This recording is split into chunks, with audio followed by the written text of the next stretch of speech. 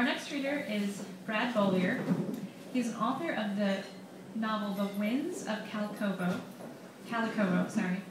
the first of 3 planned books in the Lays of Anaskaya series. In addition to being an L. Ron Hubbard Writer of the Future award winner, Brad's stories have appeared in various other publications. His story, In the Eyes of the Empress's Cat, was voted a notable story of 2006 in the Million Writers Award. Brad is a software engineer by day, wrangling code into something resembling usefulness. He is also an amateur cook. He lives in Racine, Wisconsin with his wife and 2 children. Please welcome Brad.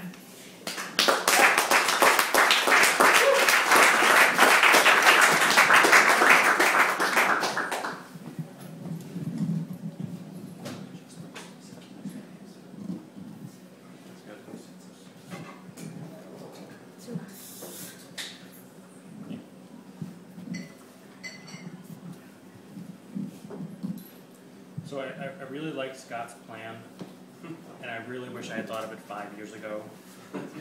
My daughter's 5 now, and I'm a little too late. She's really hooked on the princesses. So I'll have to see if I can convert her, though. That's a good plan. So I'm going to read a little bit of The Winds of Khalakovo. It's a fantasy a la Lord of the Rings, a la George Martin's Song of Ice and Fire. I think all you really need to know about the section I'm going to read is there's a love triangle between 3 characters. One is a prince of the islands, and this is modeled loosely after Muscovite Russia. So there's several duchies of the Grand Duchy. And he's to be married to a princess, Tatiana, and he also has a lover who appears in the same scene. One other thing I'll mention up front, I'm going to read 2 short-ish scenes. In the second scene, we get into a little bit of the magic, and it's based off of elemental spirits, and the spirits are called Hejan, so you'll hear that term. So it seems very off. Why do you never speak of her? Rahada asked. Tell me what she's like. As he downed half his vodka, the lemon-infused liquor searing his mouth, throat, and finally his stomach, he turned to Rahada and admired the graceful curve of her eyebrows, her long eyelashes and full lips. The orange tourmaline held in her circlet glowed ever so softly. He knew good and well the sort of Hejan that gem granted, and he couldn't wait for the heat of her to fill him, for the touch of her red-hot skin, so unlike Tatiana Vostroma's, which was certain to be white as bone and cold as winter's chill. Rahada, perhaps feeling the effects of the smoke as well, smiled mischievously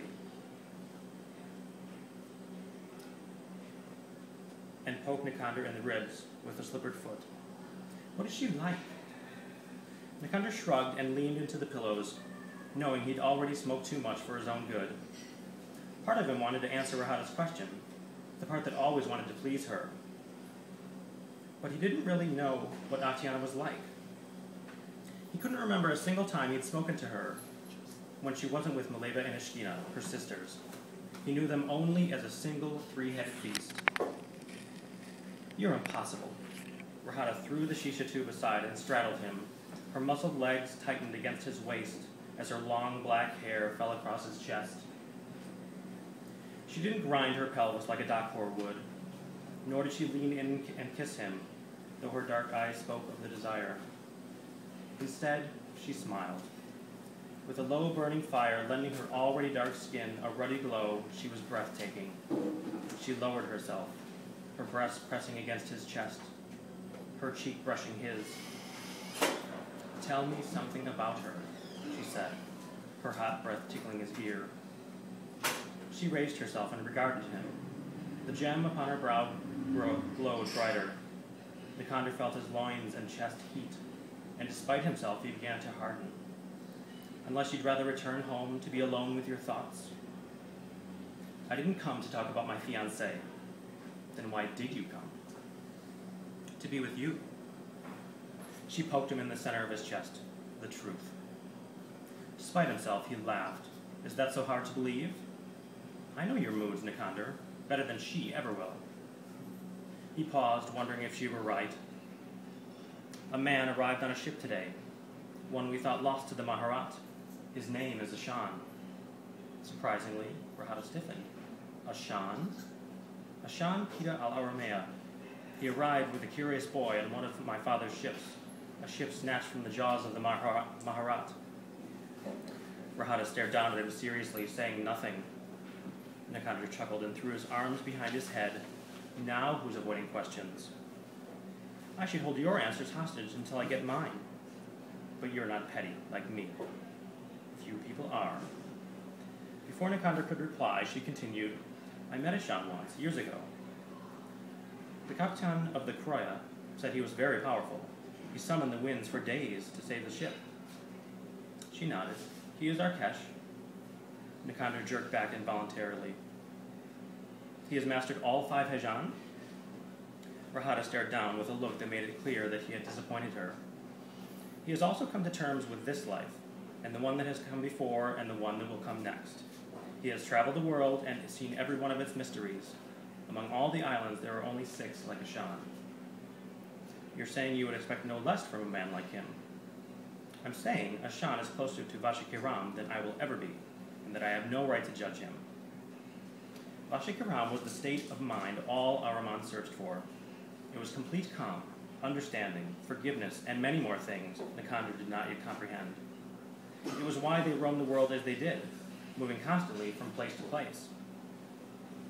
Rahata had taken on a look of introspection, one he'd rarely seen from her. She often talked of having given up her quest of wandering the world, of having learned enough to be comfortable on Khalakovo. But he knew better. She too often became like this when she faced the tales of travel to the other archipelagos or to the motherland, Irstanla. Rahata's expression darkened. Why do you come to me late at night to ask me of a wanderer? I saw him only today, mere hours ago, and I wondered. She rolled off of him and set her glass of vodka aside. There was a time when you came here for me. Nikandar stared, confused. I only thought you might... Your thoughts. She stood, her face crossed. I see where your thoughts are, son of the Yaros. They are not here, nor are they on an Arkesh. They are on the hill, a place you should be now. She glanced meaningfully at the entrance to her home, waiting for Nikandar to take her meeting. I would stay, Rahata. Your wife wouldn't think so well of that. She's not my wife. A point she, I fear, would beg to differ. He nearly protested, but he had come here for solace, not to fight with a woman he paid for her company. He gathered his things and left without another word. But as Rahata shut the door behind him and the wind howled through the city streets, he found himself not just alone, but lonely. Lonelier than he had ever been. Rahata lay on her pillows, the redolence of Nikandar's musky scent fading but still present.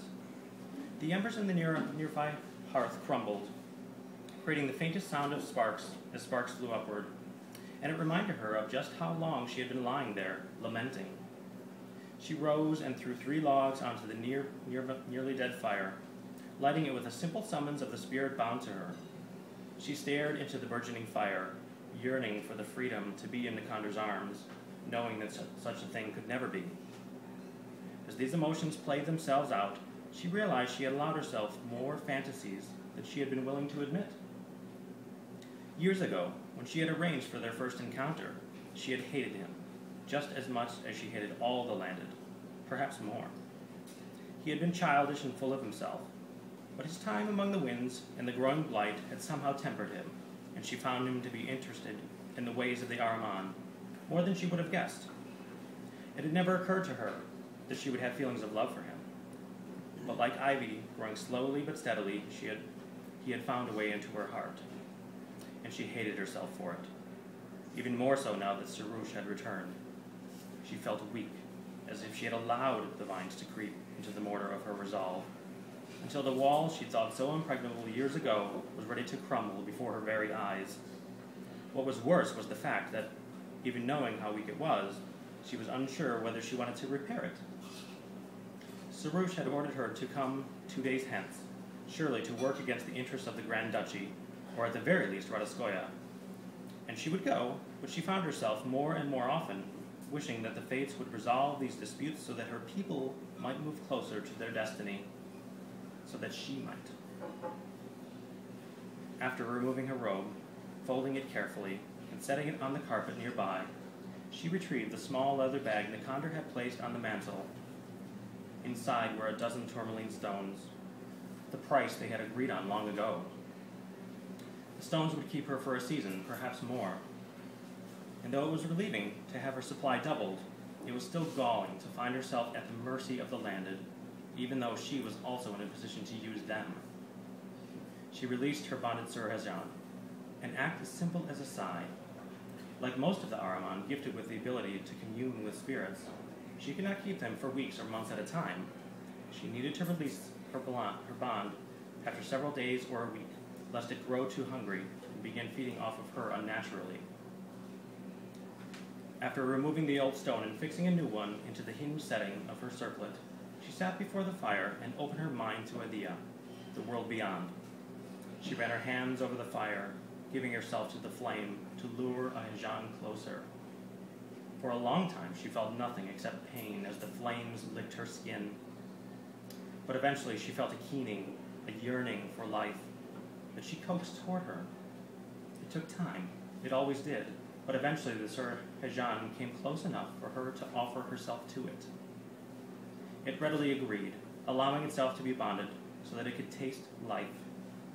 Aram was the place from which it had come, the place to which it would one day return.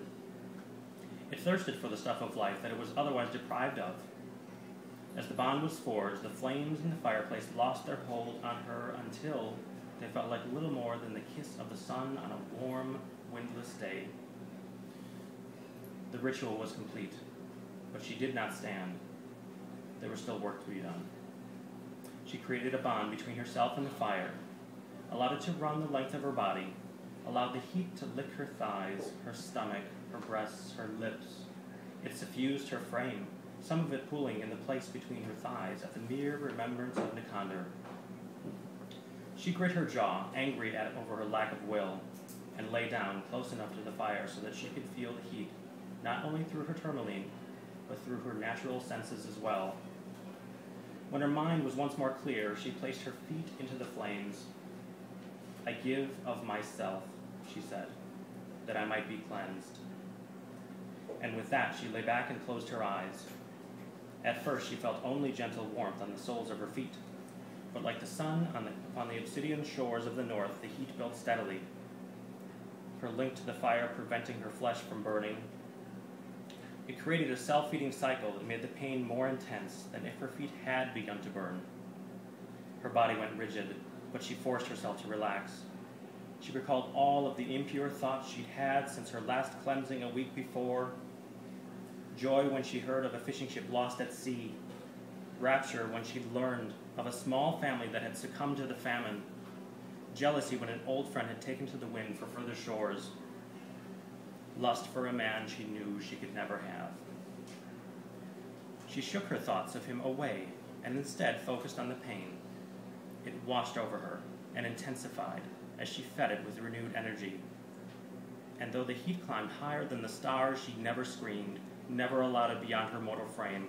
This was her penance, the cost of her decisions she had made during her life. Her only hope was that she could atone for them in later lives. She would, she muttered through the veil of pain.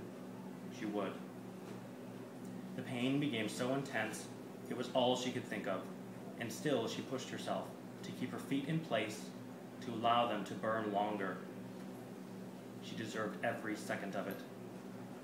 She opened her eyes and drew her legs to her chest as a long moan escaped her lips and tears slipped along her cheeks. Flames the color of the ocean shallows flickered along her ankles and feet. And for long moments she rode the crest of the wave, swallowing hard, coughing, fighting the urge to snuff the flames as the heat bore deeper and deeper beneath her skin. She would not relent so easily. She would take what it would give, purify as much of herself as she could. Finally, the heat and the pain faded. When her feet had cooled enough to set them back upon the carpet, she curled into a ball and began to sob. She wished she could fly in the winds and visit distant shores. She wished, only for a moment, that she had been born of the landed, so she could do as she wished, when she wished. This was yet another thought that she would pay dearly for the next time she placed her feet to the flames. But for now, she cherished it like the jewel in the nest of a rook.